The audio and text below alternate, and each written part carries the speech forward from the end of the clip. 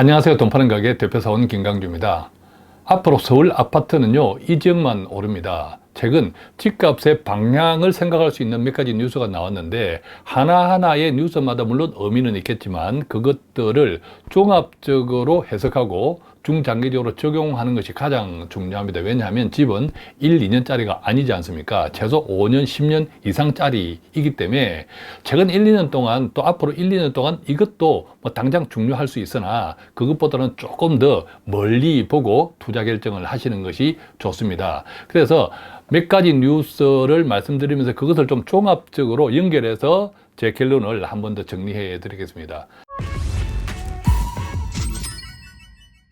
첫 번째 뉴스는요, 아마 다들 보셨을 겁니다. 강남구 삼성동 아이파크 삼성의 66평형이 최근 90억 원에 매도 거래가 되었는데 이게 역대 최고가를 갱신했습니다. 물론 지난해 2023년 7월 달에 같은 평수, 층은 다릅니다만 그 같은 평수 가격보다 무려 28억 원이 상승한 거래라고 합니다. 그 이전의 거래는 가족 간 거래일 수도 있습니다. 그러나 틀림없는 사실 하나는 최근 거래가 역대 최고가를 갱신했다라고 합니다.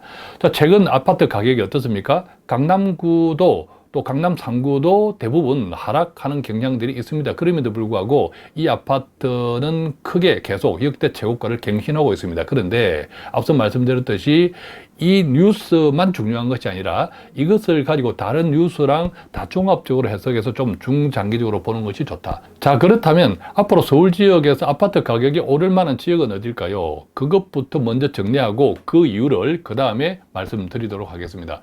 앞으로 서울 아파트 이 지역만 오른다고 제가 꼭 집어서 몇 가지를 그림을 그려 놓았는데, 빨간색 여기가 강남구입니다.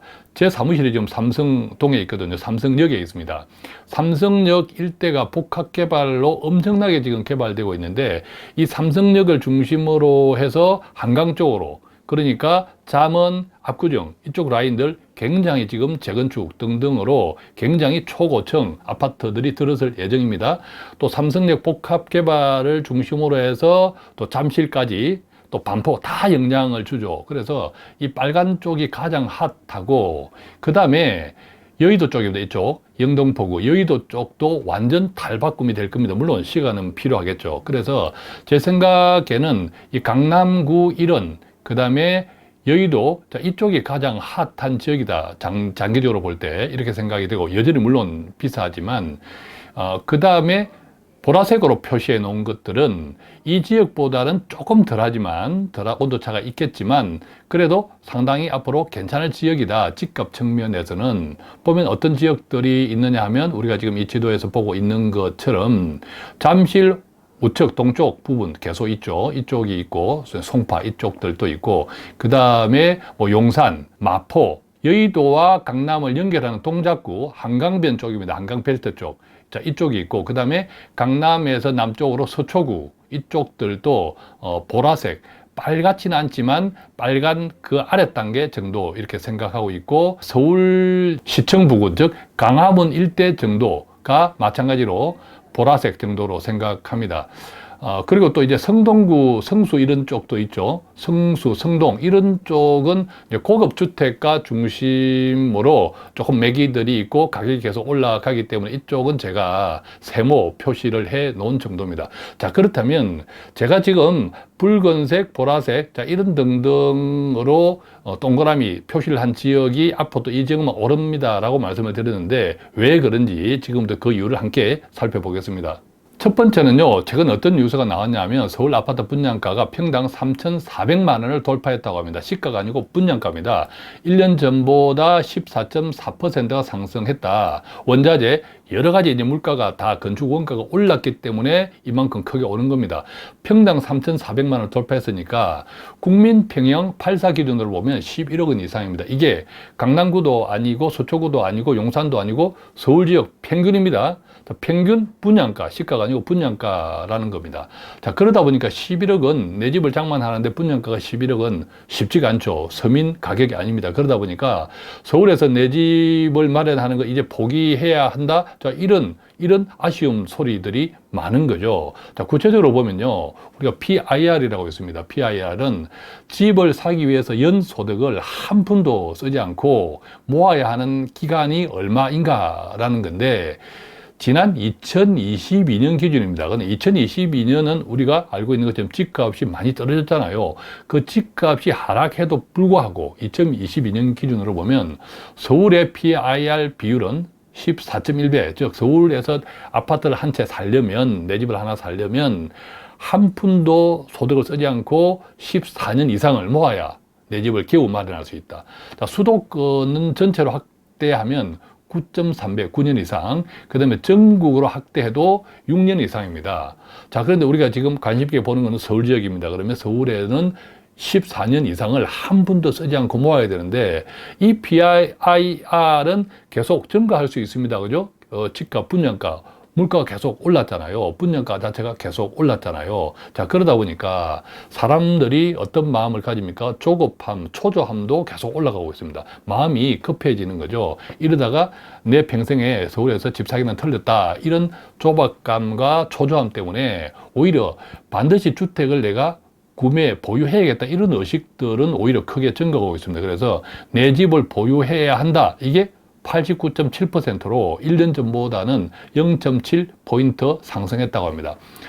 실제로 구체적으로 보면 자가 보유율, 전체 자가주택 보유율이 61.3%인데 이것도 2021년보다 0.7포인트 상승해서 관련 통계 작성 이후 최고치를 기록했다고 하고, 이것은 전국 평균입니다. 수도권만 하더라도 자가 보유율이 55.8%로 2008년 이후 마찬가지로 14년 만에 최고치를 갱신했다고 합니다. 자, 그러니까 집값은 계속 오르죠. 분양가도 계속 오르는데 내 집 마련에 대한 초조감, 이 강박증도 같이 올라가면서 큰 빚을 내어서 집을 사는 사람들이 많다라는 뜻입니다. 서울 지역만 하더라도 지금 분양가 자체가 평균 11억 원인데 국평 기준, 그럼에도 불구하고 내 집을 가져야겠다는 보유 욕구도 올라가고 있고 실제로 보유율도 조금 높아지고 있다. 그러면 그 사이에 뭐가 있을까요? 바로 부채가 있다는 거죠. 자, 그래서 우리가 잘 알고 있는 것처럼 한국의 가계부채, GDP 대비 가계부채 비율을 보겠습니다. 비율 자체로 보면 2021년, 2022년, 지난 2023년 예상치까지 포함하면 GDP 대비 가계부채 비율은 조금씩 떨어져요. 2021년 105, 2022년 104, 그리고 지난해 2023년은 100.8% 정도로 예상한다고 합니다. 그런데 여기에 함정이 있습니다. GDP라고 하는 것은 총생산이란 말이죠. 이 총생산은 물가가 오르면 그만큼 올라갑니다. 자, 물가가 오르는 만큼 가계부채가 올라가지 않았기 때문에 비율이 떨어진다가 뿐이지 가계부채 자체는 계속 절대건 올라갑니다. 실제로 지난해 한 해 동안 가계부채가 10조 원 이상 증가했습니다. 자, 그러면 어떻게 우리가 정리해 볼 수 있나요? 그래도 내가 수도권 서울에서 집을 사야겠다 하는 사람들은 무리해 가면서 빚을 얻습니다. 그래서 가계부채가 올라갔죠. 반대로 도저히 내가 빚을 낸다고 생각해도 빚 낼 재주도 없어. 빚 내는 거 쉽지 않지 않습니까? 뭐 주택담보비율 등등 쉽지 않기 때문에 또 그걸 갚아야 되는 이런 부담 때문에, 자, 그런 사람들은 이제 서울을 탈출합니다. 그래서 실제로 보면 지난해 1월에서 11월 사이에 서울에서 인천으로 순 이동한 사람들이 1만 1997명, 한 1만 2천 명 정도 되는데 이 숫자는 3년 전인 2020년에 대비하면 무려 8배 이상 급증했다. 자, 그러니까 지난 3년 동안에 인천으로 서울에서 탈출한 사람들이 8배 이상 급증했다. 이것은 그만큼 집값에 대한 압박, 집을 포기하고 서울에서 그 다음에 다른 지역으로 가야 되는 사람들이 훨씬 많아졌다는 거죠. 마찬가지입니다. 서울에서 경기도로 순 이동한 사람들도 47,598명 1년 동안입니다. 이것은 전국 시도 중에서 최다다. 대다수 이제 서울에서 경기도로 이동하는 거죠. 그래서 서울 인구는 계속 줄어들고 있고 경기도 인구는 오히려 서울에서 탈출해 나온 사람들 때문에 계속 늘어나고 있다, 증가하고 있다. 자, 그런데 이 중요한 것. 자, 이처럼 집값은 계속 올라가고 앞으로 계속 올라갈 겁니다. 집 분양가, 원가, 물가가 계속 오르니까 계속 올라가고 어쨌거나 집은 한 번 지으면 1, 2년짜리가 아니고 한 번 지어진 집은 수십 년짜리잖아요. 그죠? 뭐 최근 재건축, 재개발에 대한 뭐 정책을 발표했는데 그것도 최소 30년 이상이 되어야 안전진단을 면제한다. 자, 이런 이야기도 있지만 어쨌든 집은 한 번 지어지면 수십 년짜리라는 거죠. 자, 그렇다면 앞으로 계속 지어질 이 집들을 구매할 수 있는 여력이 될 사람들은 과연 얼마나 있겠는가 이걸 봐야겠죠. 자, 이때 출산율이 중요합니다. 합계 출산율을 보면 이 뉴스도 계속 우리가 보고 있죠. 2022년도에 0.78명, 0.8명이 깨졌습니다. 2023년도에 지난해 0.72명인데 드디어 올해 2024년도에는 0.7명도 깨어진다. 그래서 0.68명으로 예상하고 있습니다. 이것은요, 한 30년마다 한 세대가 사라진다는 뜻입니다. 단순하게 이야기하면 엄청나게 지금 한국 인구가 줄어들고 있다. 이런 뜻이죠. 구체적으로 보면 더 심각합니다. 70대 인구가 사상 처음으로 20대를 추월했습니다. 자, 20대와 70대는 젊음과 노년을 상징하는 대비되는 나이잖아요. 그런데 70대 인구가 사상 처음으로 20대를 추월했습니다. 자, 구체적으로 2023년 말, 그러니까 지난해 인구 통계를 보면 20대를 포함해서 40대 이하 인구는 계속 감소하고 있습니다. 자, 이 뜻은 생산 가능 인구가 지속적으로 감소하고 있다는 거고 출산율이 엄청나게 떨어지면서 초등학교 애들이 없어요. 그죠? 그래서 초등학교 입학 예정 인구도 크게 감소하고 있습니다. 자, 이것들을 종합해서 생각해 볼 때 한국 경제의 성장 전망을 우리가 생각해 볼 수 있는 거죠. 자, 구체적으로 보겠습니다. 지난 2023년도에 한국 경제는 1.4% GDP 성장을 했습니다. 그리고 올해 2024년 전망 국책연구원 기준으로 한국개발연구원에서는 2.2%, 산업연구원에서는 2.0% 정도로 전망을 했는데 그러니까 한 2% 정도 내외 정도 생각하는 거죠. 그러나 지난해 1.4% 성장했기 때문에 성장이 조금 많이 둔화됐죠. 일종의 기저효과가 있다고 생각하면 사실 2% 정도 성장한다고 해도 2023년도에 성장하고 비슷합니다. 아마 우리가 체감을 하기 못할 수도 있다. 이런 뜻입니다.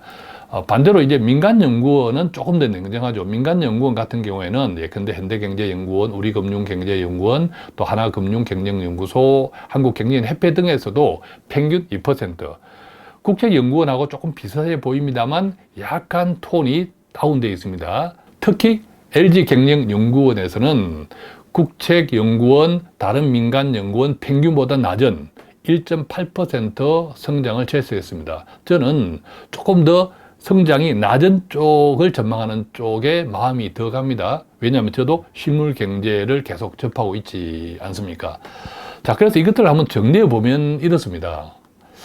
앞으로 서울 집값, 지금도 계속 비싸잖아요. 지금도 비싼데 앞으로도 계속 비싸지면, 그런데 인구는 계속 크게 줄어들고 있고, 더구나 앞서 우리가 70대 이상 인구가 20대 인구를 사상 처음으로 초월했다. 이런 뉴스가 있었지만, 집을 팔아서 노후를 준비해야 되는 60세 이상 고령자는 가파르게 증가하고 있습니다. 그렇죠? 우리나라는 60대 이상 고령자층에서 금융자산보다 대부분 부동산을 가지고 있습니다. 물론 집도 있고 노후에 쓸 돈도 충분하면 상관이 없으나 그런 사람들은 많지 않습니다. 우리 주변을 봐도 그죠? 대부분 집 하나, 그것도 이제 부채가 있는 경우도 많죠. 그런 분들은 집을 이용해서 주택연금이나 또는 집을 팔아서 다른 데 이사 가고 그 차액을 이용해서 또 하고 등등으로 집을 이용해서 노후 준비를 해야 되는 사람들이 점점 많아지고 있다. 그것은 집을 해야 되는 사람들이 많아지고 있다. 그런데 그 집을 받아 먹어야 되는 젊은 층은 점점 줄어들고 있고 그 젊은 층들조차도 한국 경제의 불안정성, 한국 경제의 저성장, 고차가 우려 이런 등등을 생각하면 상당히 서울 집값은 계속 비싸지는데 과연 누가 살 수 있는 사람이 얼마나 많아지겠다는 거죠. 그래서 소비도 줄어들고 경쟁 성장률은 떨어진다면 자, 그런데 여기서 최근에 1월 10일 이런 발표를 했지 않습니까? 정부에서 주택 공급 확대 및 건설 경기 보완 방안으로 그 가운데 특히 재개발, 재건축 규제 완화하겠다. 구체적으로는 30년을 넘긴 아파트의 안전 진단을 면제하겠다. 이 30년을 넘긴 아파트가요, 전국에서 173만 가구 정도 된답니다. 자, 이것은 엄청난 비율인데, 예컨대 2022년 한국의 전체 아파트의 15%를 차지하는 어마어마한 비중이라고 합니다. 자, 그렇다고 이 173만 가구가 한꺼번에 동시에 재건축을 하지는 않겠죠. 자, 이걸 좀 구체적으로 보면 앞으로 한 4년 정도까지 전국에서 한 95만 가구 정도가 재건축, 재개발 등등 해서 정비 사업이 착수 가능하다고 정부에서 발표를 추정을 해 보았습니다. 이 95만 가구라고 하는 것은 30년을 넘긴 아파트 전국 173만 가구의 절반이 넘습니다. 구체적으로는요, 재건축이 75만 가구, 그 다음에 재개발이 20만 가구, 이 가운데서도 재건축 75만 가구 중에서도 수도권이 55만, 그 다음에 재개발에서도 20만에서도 수도권이 14만 해서 이 재건축 재개발을 합치면 앞으로 4년간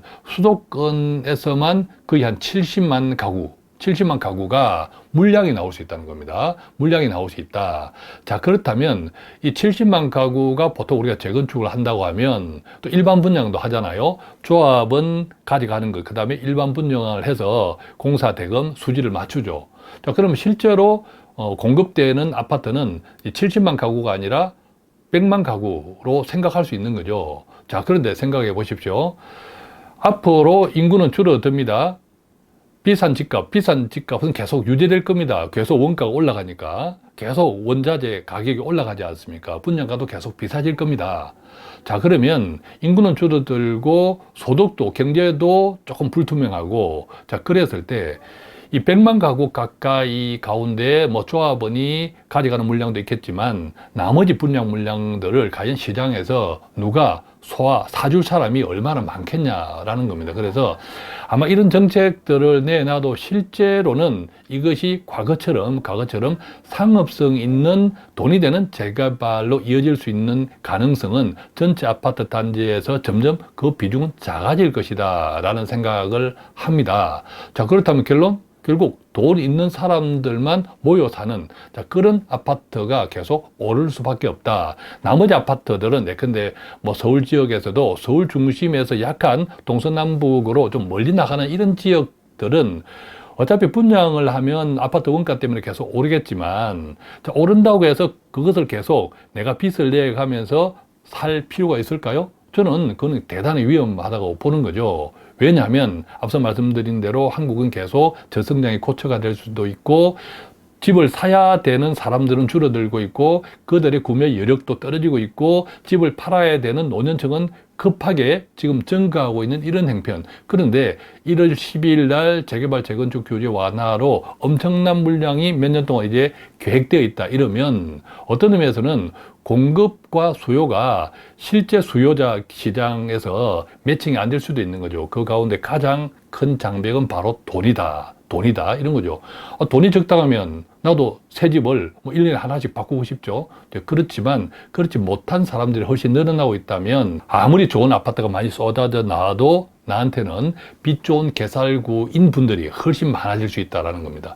그래서 정리해 보면 이렇습니다. 앞으로 서울 아파트는 앞서 우리가 시작할 때 제가 동그라미, 빨간 동그라미, 보라색 동그라미 그런 지역들이 다 부자들의 선호 지역입니다. 빨갈수록 더.